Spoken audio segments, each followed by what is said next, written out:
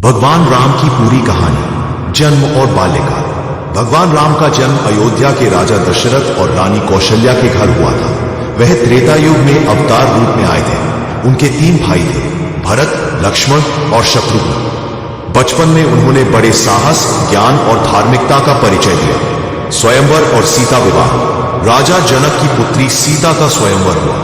राम ने भगवान शिव के धनुष को तोड़कर स्वयंवर जीत लिया और सीता से विवाह किया। वनवास।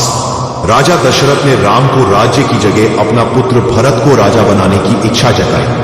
कैकेयी की मांग के कारण राम को 14 वर्ष का वनवास मिला। राम, सीता और लक्ष्मण वनवास के लिए चले। सिंहासन हरण और सीता का अपहरण। वनवास के दौरान रावण ने सीता का अपहरण कर लिया और लंका ले गया। राम और लक्ष्मण ने सीता की खोज में कई जगह यात्रा की। हनुमान और वानरों की मदद। हनुमान, जो भगवान शिव के भक्त थे, उन्होंने राम की सहायता की। हनुमान ने लंका जाकर सीता से मिलकर राम को खबर दी। लंका दहन और युद्ध। राम ने वानर सेना के साथ लंका पर आक्रमण किया। युद्ध में रावण का वध हुआ और सीता को मुक्त कराया गया। अयोध्या वापसी और राज्याभिषेक।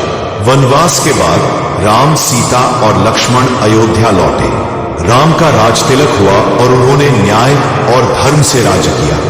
सीता की परीक्षा और अंत। राजा राम ने अपने राज्य में धर्म पालन के लिए सीता की अग्नि परीक्षा कराई, जिसमें सीता निर्विवाद रूप से सही साबित हुई। बाद में कुछ परिस्थितियों के कारण राम ने सीता को वनवास दिया। बाद में सीता पृथ्वी माता में समा गई। राम राज्य।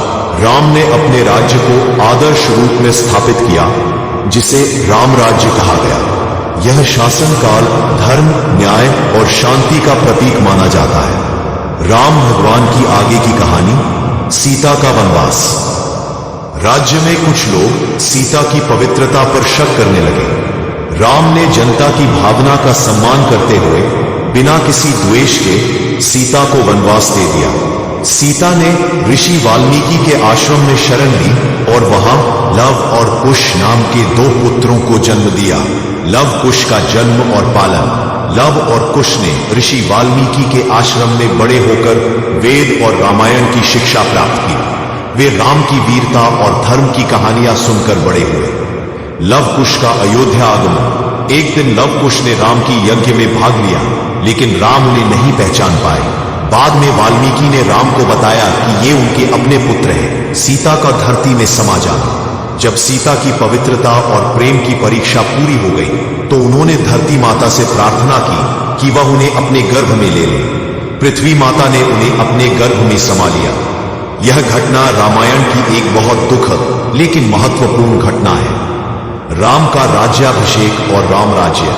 सीता के वनवास और उसके बाद की घटनाओं के बाद भी राम ने अपने राज्य में धर्म, न्याय और शांति स्थापित की। उनका शासनकाल राम राज्य कहलाया, जो आदर्श शासन का प्रतीक माना गया। राम का दिव्य अवतरण समाप्ति। अपने धर्म और कर्तव्य को पूर्ण करने के बाद राम ने मानव रूप में अपने जीवन का अंत किया और अपनी दिव्य अवस्था को प्राप्त किया। वे विष्णु भगवान के 7वें अवतार थे और उनका उद्देश्य धर्म की स्थापना था।